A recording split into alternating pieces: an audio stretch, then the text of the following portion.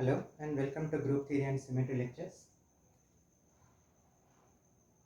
In this lecture, I'll give you the point group and also the symmetry elements related to trigonal bipyramid geometry. It is abbreviated as TBPY-5 according to IUPAC, and if at all I choose a general representation of ML5, metal is considered to be the central atom which is surrounded by the ligands. These two ligands are called as the axial ligands, and these three are the equatorial ligands which are present in a trigonal plane. The same is also represented here as a polyhedra. Within this polyhedra, first of all we have to choose a principal axis so that we can name these vertices, and C3 is found to be the higher fold rotational axis which is called as a principal axis. With respect to that principal axis, how many planes of atoms are present and which atom is an inward atom, depending on that we number them. So this is the inward atom, either this or this is an inward atom with respect to the principal axis. Let us start numbering from here. 1. Let's go to the next plane, 2, 3 and 4. If I start 2 here, then we have to proceed in a clockwise manner, and the last plane of atom will take up 5. Suppose if I write 2 here, then this will become 3 and 4. Wherever you write 2, then we have to proceed in a clockwise manner. Counterclockwise is not allowed. Then the last plane of atom will take up 5. This is with respect to the numbering. To get the symmetry elements, let me take a molecular model. These are the axial ligands and these are the equatorial ligands. A C3 rotational axis is passing through the axial ligands, and a 120-degree rotation is providing an equivalent configuration. As I rotate by 120, that will provide an equivalent configuration. I am holding a different view. There is a triangular relation of identical atoms which are equidistant, therefore a C3 is expected. And when I rotate by 120, that is producing an equivalent configuration. Second equivalent configuration. This is an identical configuration. Apart from C3, I can also show you C2s, which is passing from one of the equatorial ligands. So this is one C2, through which if I rotate by 180, that will produce an equivalent configuration. Rotation by another 180 would produce identical configuration. This would be the second C2, and this would be the third C2. There is a C3 and 3 C2s perpendicular to it. I'll also show this by holding a polyhedra. This is a polyhedral structure, and this is a C3 rotational axis passing from the axial ligands. We can rotate by 120 degree, and 3-time rotation would produce an identical configuration. C2s were passing from these equatorial ligands. I'll also try to show these C2s.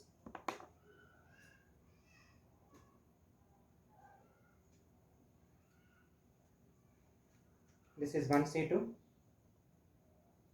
You can just look at this.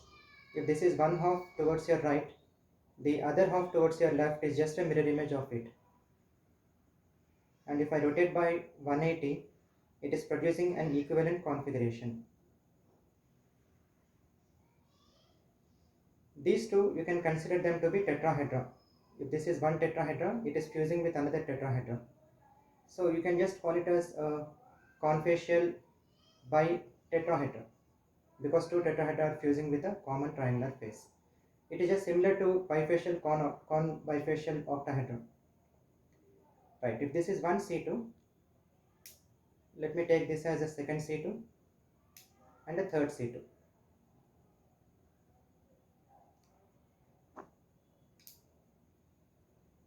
C3, C2s perpendicular to it. Rotational axes are completed.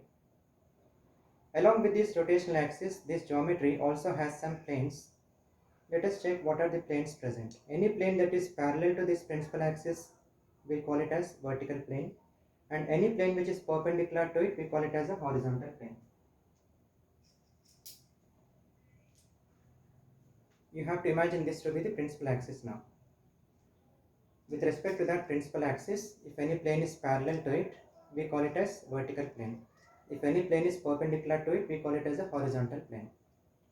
If I hold it in this orientation, you can just watch. If I am passing a plane, this plane will bisect the molecule into symmetrical halves, where one half is the mirror image of the other.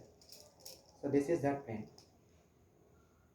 As it is passed, both halves are mirror images to one another. So it is coming out from here. This is plane 1. And within this polyhedra, you can check each plane is taking up two edges. If this is one plane which is taking up two edges, from here will be a second plane, it is taking up two edges. And from here will be a third plane which is also taking up two edges. All these are parallel with respect to the principal axis. Hence we are calling it as vertical planes. I am also showing it in this way. Now, if I hold it in this orientation, this is the principal axis. So this becomes plane 1, passing from these two edges, plane 2 from these two edges, and a plane 3 from these two edges. All these three are vertical planes. This plane, which is passing through the equatorial ligands, is perpendicular with respect to the principal axis. Hence we are calling this as a horizontal plane. There are three vertical planes. Also there is a horizontal plane. You don't find any other plane in this.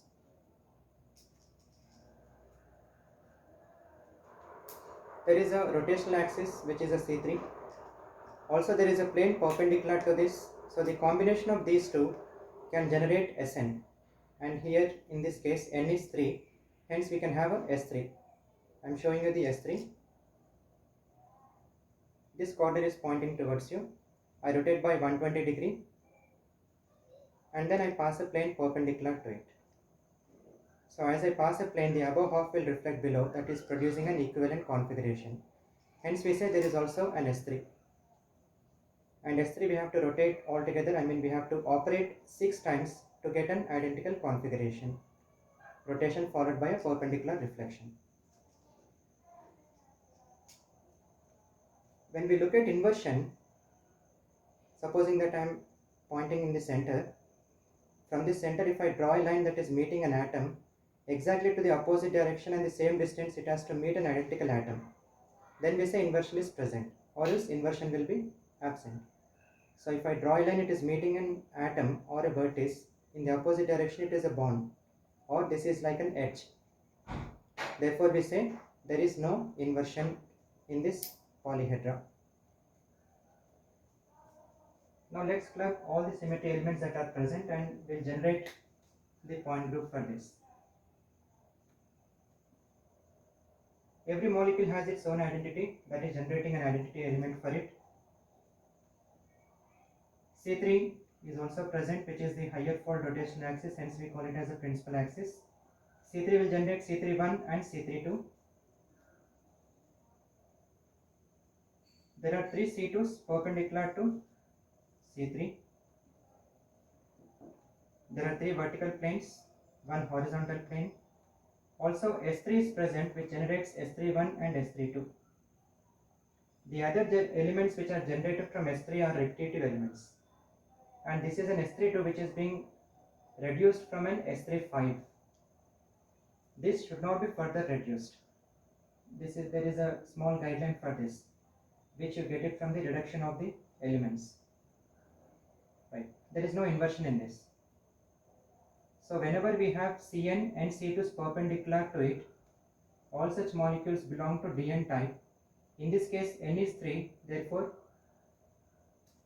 this belongs to D3 type. Within this D3, if at all there is a sigma h, this should belong to D3H. The other symmetry elements will follow. Three vertical planes, C3 and sigma h will generate S3. Hence trigonal bipyramidal belong to D3H point group. The order of the point group H is 4n, 4 into n is 3, hence altogether there should be 12 symmetry elements. You can count here. 1 plus 2 3 plus 3 is 6 plus 3 9, 10, 11 and 12. With this we conclude that trigonal bipyramidal geometry, it belongs to D3H point group. With a C3, 3 C2s perpendicular to it, 3 sigma B, 1 sigma H and an S3, which generates S31 and S32. Inversion is absent in trigonal bipyramidal geometry. Thank you.